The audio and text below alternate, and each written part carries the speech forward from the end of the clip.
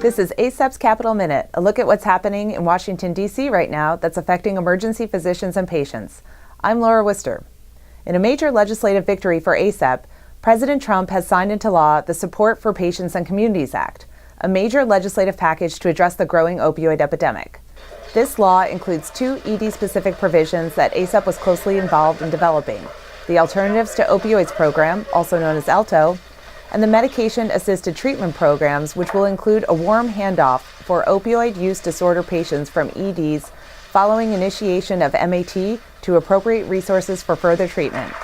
ACEP's Executive Director Dean Wilkerson represented our group at a White House signing ceremony last week.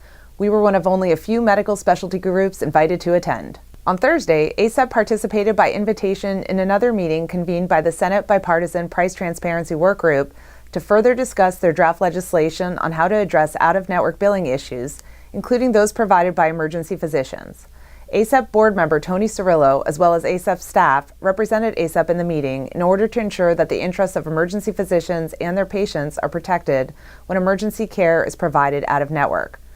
The Senate workgroup is expected to introduce the legislation before the end of the year. Stay tuned for additional developments on this important issue.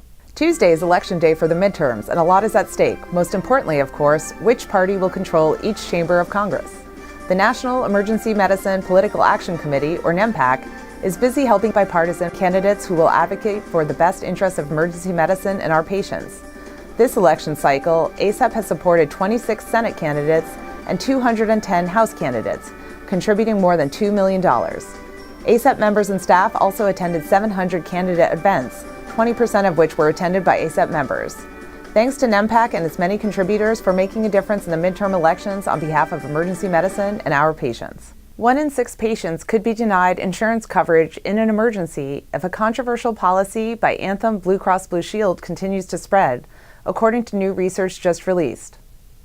In the JAMA study, if this policy were to be adopted nationwide, more than 15% of emergency visits could qualify to be denied. Currently, Anthem's policy of denying coverage based largely on a patient's diagnosis rather than symptoms is active in 6 states. ACEP and the Medical Association of Georgia filed a federal lawsuit in July saying that Anthem is violating the prudent layperson standard, requiring insurance companies to cover the costs of emergency care based on symptoms and not the final diagnosis. That lawsuit is still pending. To read the study, go to the link at the bottom of your screen. Last week, President Trump announced a number of proposals aimed at reducing the price of prescription drugs, announcing reforms intended to bring drug prices in the United States down to international levels. In conjunction with President Trump's announcement, the Centers for Medicare and Medicaid Services, or CMS, released an advance notice of proposed rulemaking that discusses a potential new mandatory payment model called the International Pricing Index.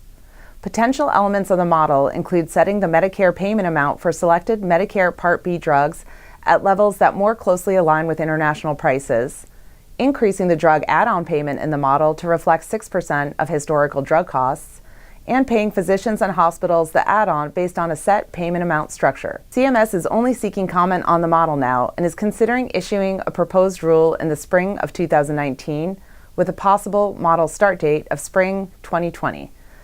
That's ACEP's Capital Minute for the final week of October 2018. I'm Laura Wister. Thanks for joining me.